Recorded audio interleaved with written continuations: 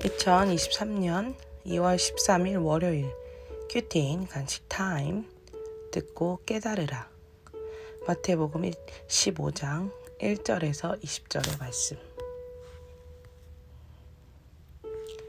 그때의 바리새인과 서기관들이 예루살렘으로부터 예수께 나와 이르되, 당신의 제자들이 어찌하여 장로들의 전통을 범하나이까?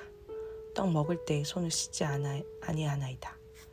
대답하여 이르시되, 너희는 어찌하여 너희의 전통으로 하나님의 계명을 범하느냐?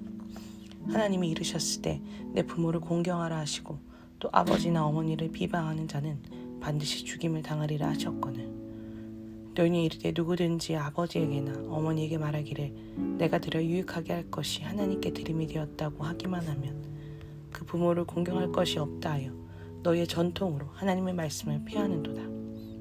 외식하는 자들아, 이사야가 너희에 관하여 잘 예언하였도다.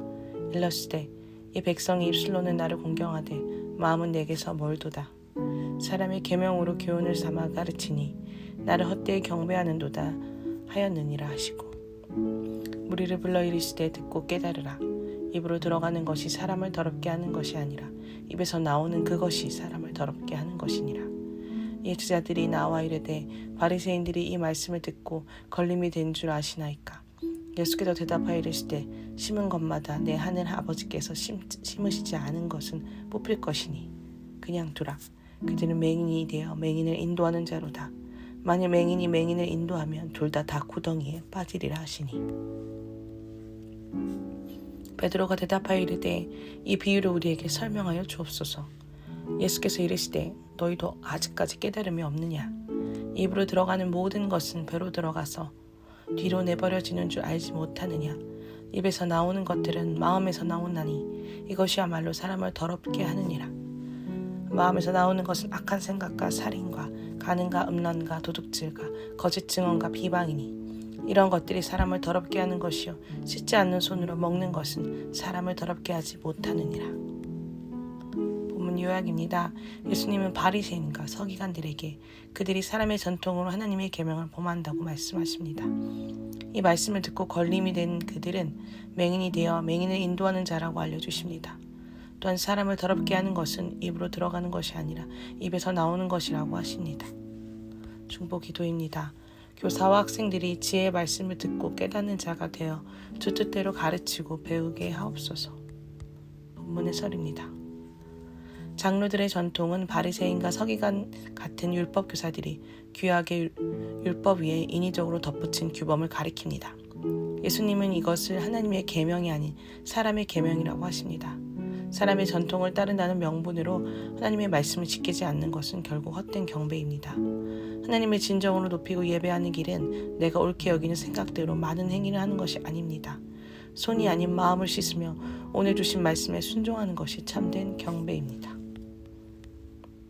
가정과 교회에서 내가 고집하고 있는 사람의 전통은 무엇입니까? 주님을 참되게 경배하고자 씻어야 할 나의 마음은 무엇입니까? 참된 예배의 시작과 끝은 주의 말씀을 듣고 깨달아 행하는 것입니다. 말씀을 듣지 않고 자기 생각대로 말하고 행하니 영적 맹인으로 남습니다.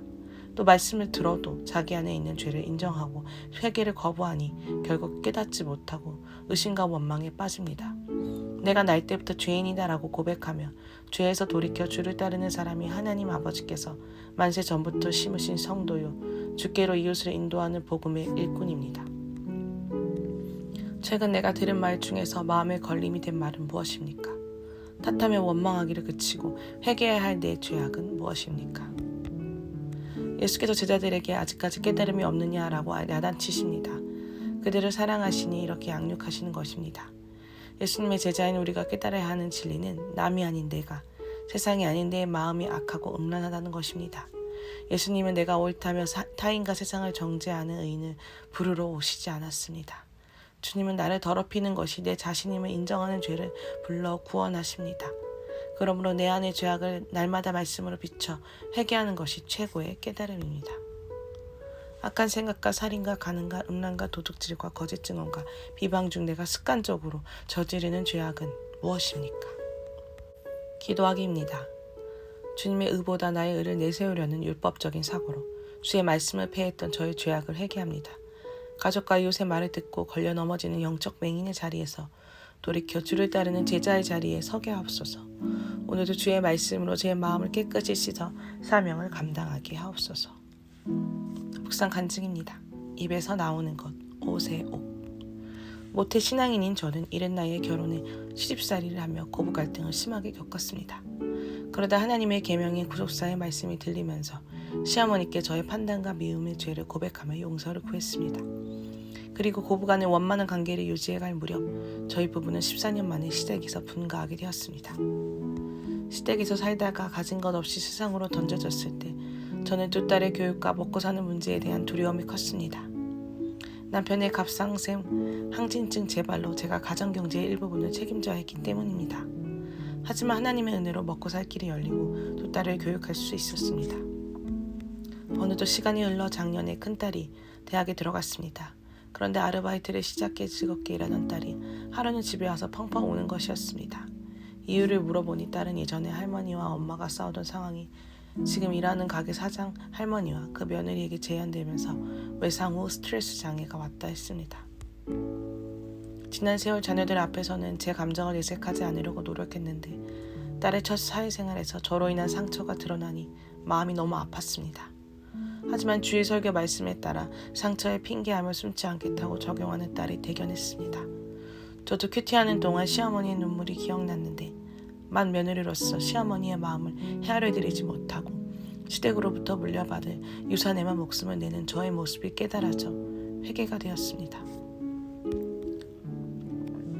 분가 이후 자주 병치레를 하는 남편을 간호하면서 생색과 원망이 올라왔습니다. 마음에 있는 이런 감정들이 입으로 새어나올까 조심해야 했지만 그러지 못했습니다. 경제적으로 어려울 때마다 시어머니의 물질적인 도움으로 그 시기를 넘기면서도 시어머니의 눈물을 외면하고 싶었던 악한 마음을 회개합니다. 이제는 날마다 주의 말씀으로 제 마음을 깨끗이 씻어 성령의 도우심으로 가족을 섬기기 원합니다. 적용하기입니다. 시어머니에게 안부 전화를 자주 드리겠습니다. 큰딸의 PTSD 치료를 위해 고양이를 기를 수 있도록 허락하겠습니다.